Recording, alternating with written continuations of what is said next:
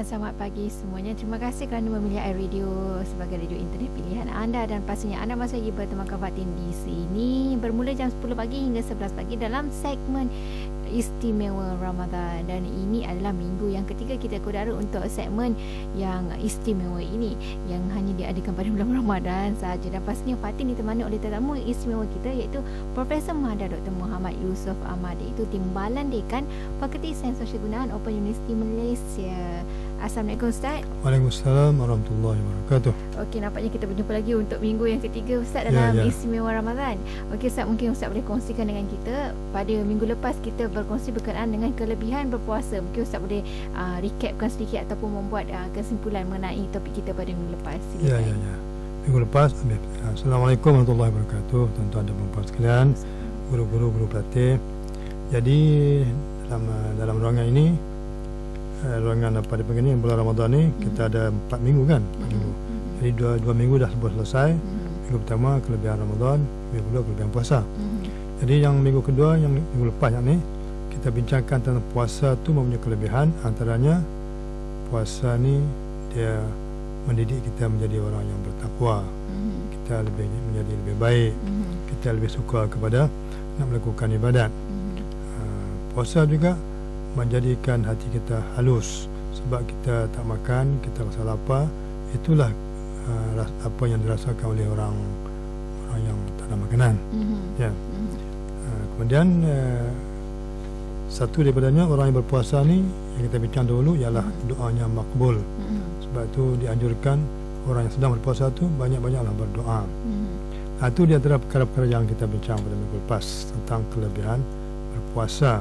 Satu daripadanya yang masyhur orang sebut, puasa itu memberi kesihatan.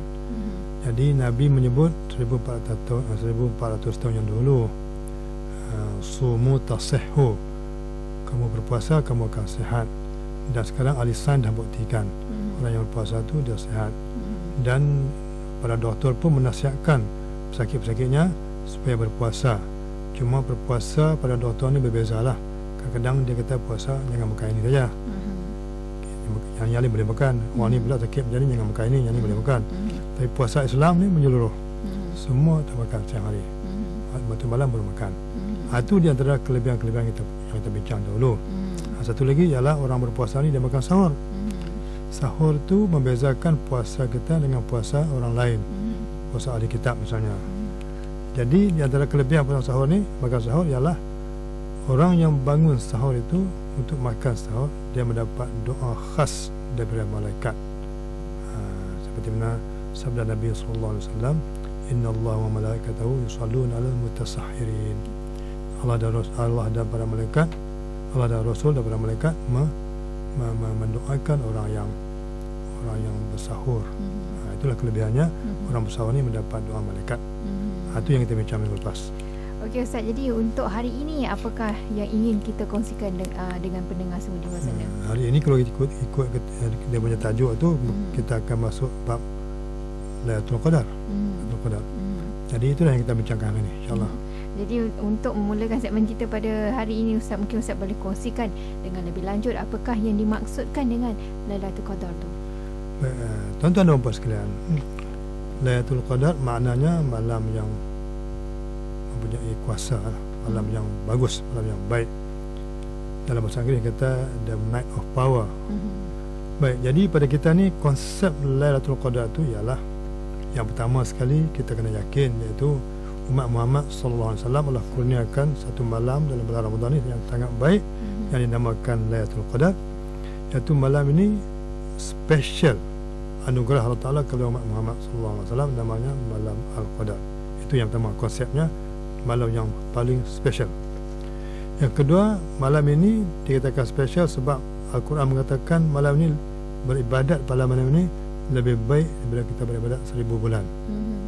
Seperti yang tersebut dalam Al-Quran, Lailatul Qadri khairum min alfi syahr. Malam Al-Qadar itu lebih baik daripada 1000 bulan. Maksudnya kalau kita boleh beribadat pada malam itu, contohlah kita sembahyang 8 rakaat, macam kita sembahyang 8 rakaat selama 1000 bulan, iaitu lebih kurang 83 tahun. Itu yang dikatakan kelebihan malam Lailatul Qadar. Dan Lailatul Qadar juga dikatakan malam yang berkat. Kita kata berkat lah, atau bahasa Arab kata mubarak. Jadi berkat tu maknanya kita lakukan amalan sedikit mendapat pahalanya banyak, itu dia katakan berkat. Berkat. Jadi sedikit pahala, sedikit kebajikan kita lakukan, pahala macam kita buat 183 tahun, 1000 bulan. Itu yang kita katakan berkat. Ini berdasar kepada apa yang ada dalam ayat Quran lah, surah Al-Qadar. Dan malam Lailatul Qadar juga yang kita nak kena yakin bahawasanya pada malam itu para malaikat turun ke bumi. Malaikat utusan Allah, yang Allah utus. Siapa dia kita tak tahulah, tapi ketuanya Jibril. Jadi sekian banyak malaikat turun ke bumi ini dengan tujuan untuk mendoakan bagi orang Islam yang beribadat pada malam itu. Jadi pada malam itu maksudnya malam bermula daripada maghrib sampailah pagi sebelum subuh. Itu masa itu siapa saja yang buat ibadat, sembahyangkah, dia makankah, atau dia menjamu orangkah, dia belanjakah, dia kendurikah, apa sajalah, bertasbihkah, baca Quran-kah, apa saja yang bentuk ibadat pada malam itu dilakukan, maka dia akan mendapat ganjaran yang besar daripada Allah Subhanahu Wa Taala. Dan satu hadis dalam kitab hadis mengatakan pada malam itu para malaikat turun ni, dia pergi semua rumah orang, dia pergi kepada semua rumah orang Islam dan mengucap salam. Mengucap salam. Bahkan sebuah hadis mengatakan bukan mengucap salam saja, dia bersalaman pun dengan kita. Tapi sebab bersalaman tu orang semua kelang kabut, macam mana nak salam dengan malaikat ni? Dia jaga malam tak nampak pun. Tak nampak orang, nampak tangan je. Takut pula, terus dah tak bangun dah. Kalau patin lah, dia jaga malam nampak tangan depan tu, tangan dia suara salam. Macam mana? Pingsan terus. Pingsan. Malaikat bukan, kalau nampak tangan bukan malaikat. Malaikat datang, maksudnya kalau malaikat bersalam tu, orang yang dapat salam dari malaikat secara yang tak langsung, yang tak nampak, dia ni akan berubah. Apa perubahannya? Hatinya akan jadi halus. Bukan halus fizikal tu yang besar macam tu jadi kecil tak. Apa maksud hati halus? Dia mudah menangis. Dia baca Al-Quran dia menangis, dia berdoa dia menangis, dia dengar baca Quran dia menangis, orang sembahyang pun dia menangis. Dia halus. Dia terasa sangat. Ni air mata orang yang menangis ini memadam ke api neraka. Menangis kerana inilah. Tapi kita ni tak tahu, kita ni hati kita keras.